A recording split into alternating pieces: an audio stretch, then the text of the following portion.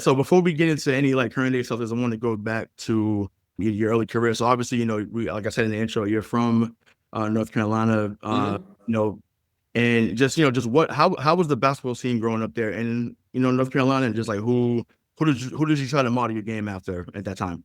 Well, people in the neighborhood, I didn't really have any role models. I'm the first guy from my high school that came to the pros, but after me, my high school's a small 2A school, and it's developed quite a reputation. They said there's something in the water.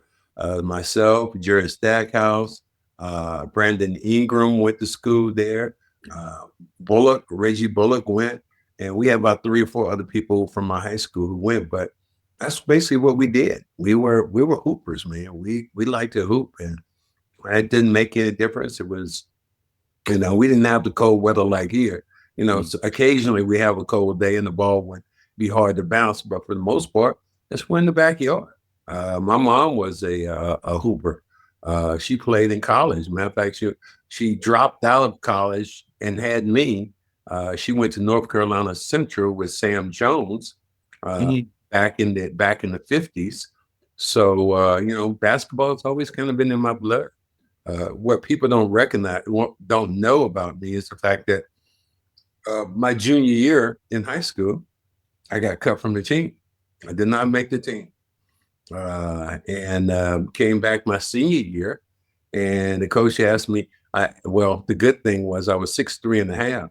And then over the summer, the coach asked me, was I coming back out for the team? I had grew 4 inches over the summer. So I was 6'7.5". I weighed, now my weight was 6'7.5". I weighed 162. So I was long and I was lean, but I was raw, and I loved the game. And that year we played really well and went to state, and eventually I got a scholarship to go to UNC Charlotte, and ended up here in Boston. Yeah. Maybe you can give Wembanyama some tips, huh? How to fill out a little bit, just or how to play that game, that long thin game. Oh, that long thing game. He's fine though. He's Yeah, he is. he's so the thing about he's so athletic and he's still awkward. You don't Mhm. see sometimes you see the real fluid stuff, but then sometimes he looks like a baby giraffe. And Yeah. you're like, man, he is all over the place. And like it's amazing to me when I think it was Jokic, got him up in the air, faked him out, and then it literally turned and Jokic was shooting behind him. He turned, he was so athletic, he was able to block the shot still. So he's gonna be a force. If he Oh doesn't man. get hurt, he's gonna change the way the game is played. And I think that especially bigs. And the thing I hate about basketball right now is that every young person out here who picks up a basketball, the first thing they want to do is shoot a three. The game wasn't meant to be played like that. The game is played right now that way because the analytics of the game. But the game that I remember that we played during the 80s against the Lakers and the 76ers, and that was bump and grind. There was one picture I have of myself. It was seven. It was seven. Already 10 people on the court. There were 7 people under the basket. Now get who was under the basket. It was Kareem, Magic, my good buddy Bob McAdoo, myself, Larry Bird, and Kevin McHale. We were all under the basket. You know how big the lane is now? You know how the game was played now? Everybody's spread out, because of the 3-point shot. But that was when the game was a lot more physical and a lot more challenging on that side because you had to bump and grind. You weren't getting no cheap baskets. Do you think it's cyclical though? Do you think like we're gonna get back to It will you'll never see change, bruiser teams? my friend. It will never. Yeah. How are you going to go back and scoring less points? I Yeah. know the NBA, I know the commissioner says, well, we got to do this and do that and cut down on it. How are you going to do that? Because you get more points for shooting that three, obviously, then you do it too. Obviously, the percentages are lower. I look at the great players that I played against or played with. Robert Parrish. How would he have to change this game? How would Kareem Abdul-Jabbar, who was one of the greatest players ever to play the game, how would he have to change his game? I had a buddy of mine, I played with Elijah one of my last years. And he asked Akeem, he was talking to him, he said, Akeem, how would you do in the game? He said, the game still would have to fit around me, Max. We still had so I think, but the way the game was played, you know, who was tailor made for the game right now. Tailor made for the game. Larry Joe Bird. Yeah. The way the game is played right now, everybody talks about Luka. Luka, my ass. It's like you can tell me if Larry Bird couldn't do what look and I admire. I think Luka's a great player, no doubt. But Larry had the ability to rebound, score, pass, and defensively, he made a lot of steals. Luka's not there yet from that standpoint. And Larry, remember, he dedicated himself to getting in shape. I don't think we've seen Luka in shape yet. I think Luka still got a little pudgy thing going, and he's going to have to get with it before he gets to be too old. It's hard to get Larry Bird's mentality, though, right? I mean, if you could put his mentality in anybody, I feel like they'd come in shape, ready to score, and maybe Larry's career would have been 20 years long or 10 years longer or something if he didn't have to bump and grind so much in the lane all day. If he could just stay out in the perimeter and just shoot, And right? I mean, maybe if he didn't smoke as many cigarettes, maybe different if he time. didn't drink enough beer. Yeah, maybe. I say the same thing about myself, though. I think I would have made the yeah. league if I didn't smoke so many cigarettes. That's the whole. I mean, you talk about the way the game is played. It is now it's more about nutrition and you know, drinking water. Do you know during the 80s that each team had to give the other team a case of beer?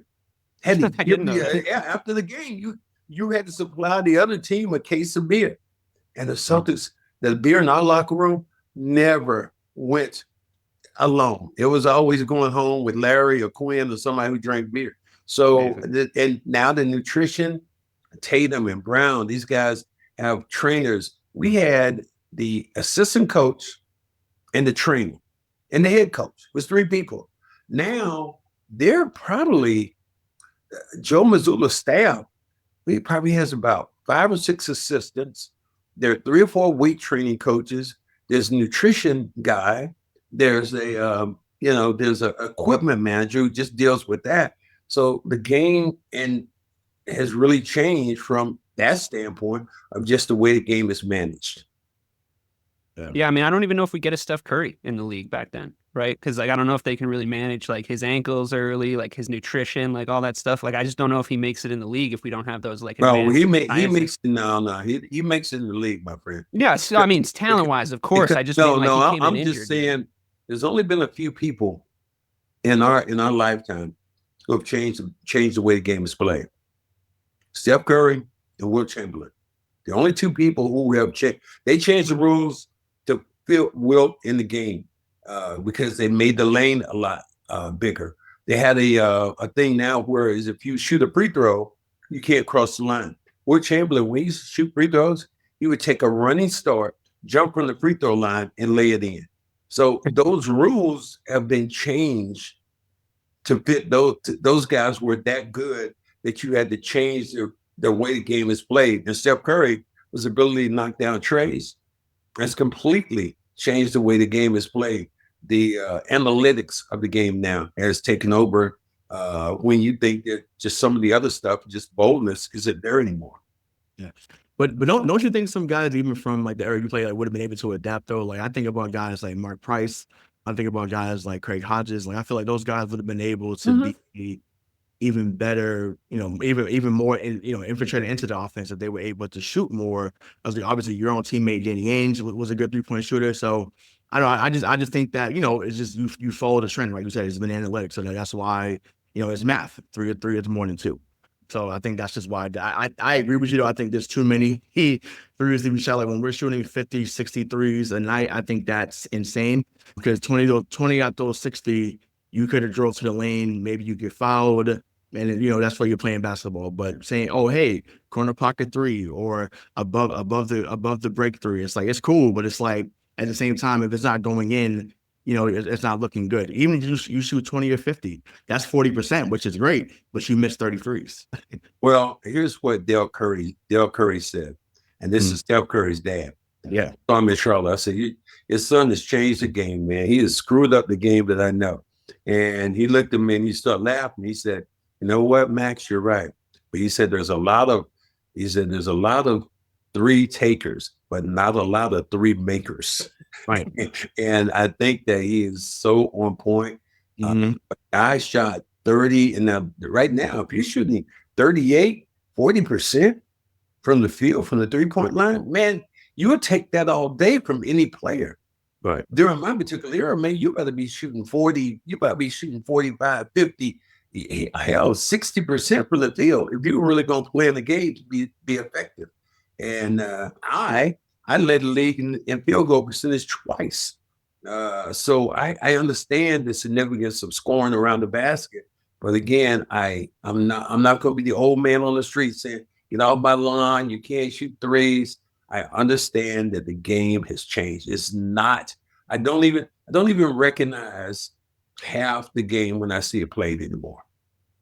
I mean, you know, we're often the old man on the street on this podcast about the 3-point shot. I wouldn't blame you, but I mean, you take, for example, just the other night, right, or last night when we played the Rockets, right? We're looking at shots down the stretch. Jaylen Brown, obviously he's a fantastic player. Obviously you trust him with the ball in his hands, 1A, 1B, whatever you want to say with him and Tatum. He misses a couple of key three-point shots down the stretch. It's hard for me to not be yelling at the TV, like, just take it to the rim, Jaylen. Like, you're so efficient. Oh, like, I mean, of all people to be talking about this with, there was no one more no nonsense around the rim than you. And it just seems to be a lot of nonsense, you know, like just a ton of nonsense when it could just be efficiency, you know, because if he takes, I mean, obviously hindsight's 2020. Jaylen takes it to the rim, 2 out of the 3 threes he misses, he's probably finishing those, right? And then the game looks completely different down the stretch. So it's just like, it does get a little frustrating. It's not necessarily like, get off my lawn when you're just looking at it like, come on, man, just go to the rim. But you're the most athletic guy out there. You know what? But then you change that, and you look at where the Celtics played last year, and then you're going, whoa, everybody's going to have to catch up with their ability to knock down threes. I'm amazed still when I see Porzingis with that. I don't even know that was he's flat, like a straight line. Shooting a 3, and he shoots darts. Yeah. And I tell you what, and people, you guys are talking about the Celtics right now, you know, there are a lot of things that happen. They haven't played as well. But I think we also have to wait to see when they get their full complement or their full lineup. And here's what's not going to happen. When Al Horford is going to play when you have during the playoffs, because there are no second night of back-to-backs. I happen to have to ask him about that. And I said, yeah. I said, this is one of the things that, you know, I said, Al, what do you think? He said, Max, he said, I'm ready. He said, I trained to play 82 games. I trained for that. He said, but they told me that, no, you're not going to play 82 because you're an older player. We need to utilize your legs. And he said, I get it now. He said, I see how I feel, especially in the second half of the season, especially during the playoffs, because I'm a lot stronger. Let's look at the Knicks. Tom Thibodeau plays those guys like they're robots. Like I think they might go scrimmage after games. It's crazy. Like they're cyborgs. And after the game, then people wonder, it's like, I wonder why the Knicks are so beat up and they're so tired during the playoffs. I mean, if you average 38, 40 minutes a game in the NBA, second level back-to-back, something, I always say this, either you give your body a rest or your body's going to give you a rest. And that sometimes happens. So the Celtics are trying to manage expectation. The defending champions right now, have they played as well? No, they haven't. But have they had the health that they had last year? I mean, every other game, you were trotting out pretty much the same people. Last night's game, a big example. Ellen Brooks gets 10 trays. Does he get that if Derek White is playing? So that's one of the things you look at this team, and I love Joe Mazzulla and his stance. Joe Mazzulla is staunch about his players and his belief in how the game is played. And, you know, like it, not like him, like him. He is a leader. And he and I were in the arena one day. I keep saying this stuff like I'm throwing it, but I was in the arena with him, and it was before a game. He walks around with his beads. I think they call rosary. Yeah, rosary beads. And he walks around the court like 10 times before a game. And I was there early. He stopped in front of me and said, you know, Max, and we were talking. He said, "You know what? I don't think I'm a great coach." I said, "Joe, I don't think you're a great coach either." I said, I think, he said, "I don't think I'm a good coach." And I said, "Joe, I disagree. I think you're a great coach." He said, "Why do you say that?" I said, "Because you're a leader of men in an era that you have a bunch of egos. You manage egos. And that's the hardest thing to do when you think about young players. It's like you see young players out there, if you guys ever coach or anything, what you gonna tell them? How do they listen? I mean, you guys look like you're not old enough to have kids like me, but I got young kids, and I can remember them looking at me like later on, after they grew up, like, "What do you know, old man? Well, what do you know?" So yeah, I think that those things do happen. Well, no, sweet, because you brought up the word expectation. I think that's great insight to what Joe Mazzulla is. I think that us as fans, because we weren't privy to that insight, we were very, very critical of him at times, right? Did you think he was going to win it last year? No, I would think, no, hold on. I'll say once they made the trades, yes, because when you bring in a guy like Holiday who had championship experience, and then what their vision was for Porzingis, I was like, yeah, I was like, you guys, I was calm about that all year. The year before, I was like, I was going back and forth. But how many times did you beat up Joe Mazzulla last year? We beat him up a lot. Oh, not a lot. Not Ray. Not Ray, but I have to own up to it. I mean, Ray was pretty good last year, but yeah, we beat him up a good amount because it's stressful. Because like the thing is like you as a fan, what we saw was, I mean, look at who was coaching our opponents last night. We loved Ime because we thought he brought in this real Celtic mentality. He brought us back to the days of playing staunch. You see how the Rockets are playing. They're playing way better than the sum of their parts, right? Like they're playing much better than the roster that they have. Not that they don't have talented players, but the Celtics talent should win out, right? Unless you got a guy defensively drilled, making hard cuts to the basket every time. Everybody's playing for him. Everybody's singing off the same hymn sheet. So when we lost Ime, we were I mean, Ray was calm, I'll admit, but the rest of us were a little bit like, oh man, I don't know, like that defense, the way he had us playing, the way he had those guys listening to him. But we eat crow now. I mean, Joe Mazzulla, he delivered. So it is what it is. Yeah. But you even look at, and people talk about the Rockets team. I say Rocket team got beat by 25, almost 30 points. Now, obviously, they didn't have a couple of players, but I still think last night was it was a good game last night. It was a game that either one of the teams had to lose because I think the Celtics played well enough to win. Obviously, the Rockets shot out their ass from the 3-point line. Guys just killed it. Brooks, and I think it was Thompson. Yeah, Thompson. What they combined for 79 points, 70 something points. Brooks had 36 and Thompson had 33, so it was 69. Crazy. That should not happen. And once again, I like him in Thompson. I think that he's going to be someone that's going to be good in this league for a long time, right? I didn't know he was that good of a scorer. I knew he was a hell of a defender. But Dylan Brooks should not be getting 10 threes. I don't know what it became like. That was. But that's why you have faith in this team over a 7-game series, right? Like, we're in the dregs of January right now, and like once we get to, I mean, I don't subscribe to the theory of like, oh, they don't care because it's like they're just waiting for the playoffs. Like, I don't think athletes think like that. I think they're hooping like they're trying to win every time they go out there. Like they play for the Boston Celtics. Like I just think that's a media narrative personally, but like you see Dylan Brooks have a night like that. He's not having 2 nights like that across 7 games. Nope. Like it's just not happening. So it's like we were pretty calm picking the playoffs last year. Some of the teams we were coming up against because of that fact. It's like, can you beat us over 7 games with the talent we have?